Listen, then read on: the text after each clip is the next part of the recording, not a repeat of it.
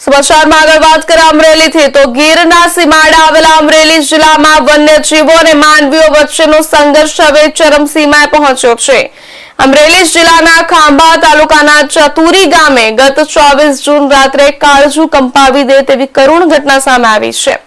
જો એક સિંહણે માત્ર 5 વર્ષના માસૂમ બાળકને તેના દાદાની નજર સામે જ ઝૂંટવીને મોતને ઘાટ ઉતારી દીધો છે।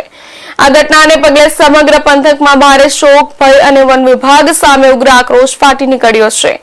અમરેલી જિલ્લામાં છેલ્લા એક જ મહિનામાં સિંહના હુમલાની આ ત્રીજી ઘટના છે।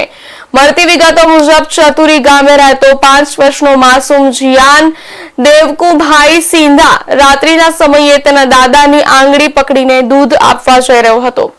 આ દરમિયાન અંધારામાંથી અચાનક ત્રાટકેલી સિંહણે માસૂમ જીયાન પર હુમલો કર્યો હતો। દાદા કઈ સમજે તે પહેલા જ સિંહણ બાળકને તેમની નજર સામેથી જ ખેંચીને જંગલ તરફ ભાગી ગઈ હતી। દાદાની મજબૂર ચીસો અને બાળકના આક્રંદથી આખું ગામ ગૂંજી ઉઠ્યું હતું।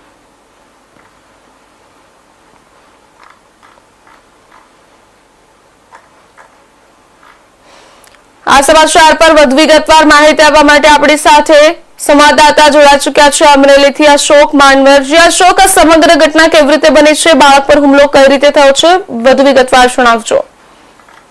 ચોક્કસ જણાવી દઈશું। ખાસ કરીને અમરેલી જિલ્લામાં વન્ય પ્રાણીના ત્રાસને સતત ત્રીજી ઘટના બનતા લોકોમાં પણ ક્યાંક ને ક્યાંક ભય ફેલાયો તેવું જોવા મળશે। ખાસ કરીને ખાંભા તાલુકાના જે ચતુરી ગામ છે ત્યાં રાત્રિના સમયે દાદાને હાથ પકડીને 5 વર્ષના માસૂમ બાળક જઈ રહ્યો હતો, પિંજરામાં સિંહણ તેને ખેંચી ગઈ હતી અને તેનું મોત નીપજ્યું હતું। ગીરના સીમાડે આવેલા અમરેલી જિલ્લાના વન્ય પ્રાણીઓ માનવ વચ્ચે સંઘર્ષ દિવસે ને દિવસે વધતો હોય તેવું જોવા મળશે। ખાંભા તાલુકાના જે ચતુરી ગામ છે ગત રાત્રિના ઘટના બની હતી ને કાળજુ કંપાડી કરુણ ઘટના બની હતી। ખાસ કરીને આ વિસ્તારની અંદર અવારનવાર આવે વન્ય પ્રાણીના ત્રાસને લઈને ઘટનાઓ બનતી હોય છે અને અમરેલી જિલ્લામાં સતત ત્રીજી ઘટનાઓ બનતા લોકોમાં ક્યાંક ને ક્યાંક ભય ફેલાયો છે। ખાસ કરીને હાલ જો ચોમાસાની સિઝન શરૂ છે તે દરમિયાન ખેડૂતો પણ દિન પ્રતિદિન વાડી ક્ષેત્રે જતા હોય તે લોકો પણ અત્યારે ભયભીત છે, પરપ્રાંતીય મજૂરો પણ ભયભીત છે। વન વિભાગ તાત્કાલિક કાર્યવાહી કરે તેવી પણ માંગ કરવામાં આવી છે। ખાસ કરીને જે માનવ પક્ષી સિંહણ બની હતી તેને પણ વન વિભાગ દ્વારા ઝડપી લેવામાં આવી છે, પરંતુ આ વિસ્તારના લોકોની માંગ છે કે આ વિસ્તારની અંદર અવારનવાર આવી ઘટનાઓ બનતી હોય તે ન બને તેની લઈને કાર્યવાહી કરે તેવી માંગ કરી છે।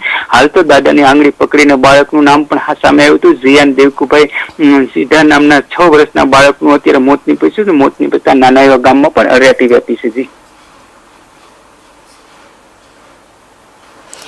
અશોક, છેલ્લા એક મહિનામાંથી થયેલી ત્રીજી ઘટનાને લઈને સ્થાનિક લોકોની મુખ્ય માંગ શું છે અને સ્થાનિકોમાં કેવો આક્રોશ જોવા મળી રહ્યો છે, તે લોકો શું કાર્યવાહી કરવા ઈચ્છે છે?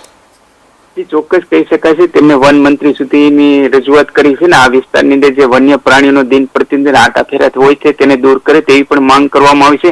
ખાસ કરીને અમરેલી જિલ્લામાં સતત આ ત્રીજી ઘટના બનતા લોકોમાં ક્યાંક ને ક્યાંક હરાટી વ્યાપી હોય તેવું જોવા મળે છે। વન્ય પ્રાણી અવારનવાર જે ગામની ગલીઓ સુધી પહોંચી જતા હોય છે ને તેના વિડીયો પણ સામે સોશિયલ મીડિયામાં આવતા હોય છે, ત્યારે વન્ય વિભાગ દ્વારા આ બાબતે તાત્કાલિક કાર્યવાહી કરે અને આવા જેવા માનવભક્ષી વન્ય પ્રાણીઓ બને છે તેને દૂર કરે તેવી પણ માંગ કરવામાં આવશે। આ બાબતે વન મંત્રી અર્જુન મોઢવાડિયા સુધીની પણ રજૂઆત છે, ત્યારે હવે તંત્ર શું કાર્યવાહી કરશે તેના ઉપર સૌની નીટ છે। અશોક।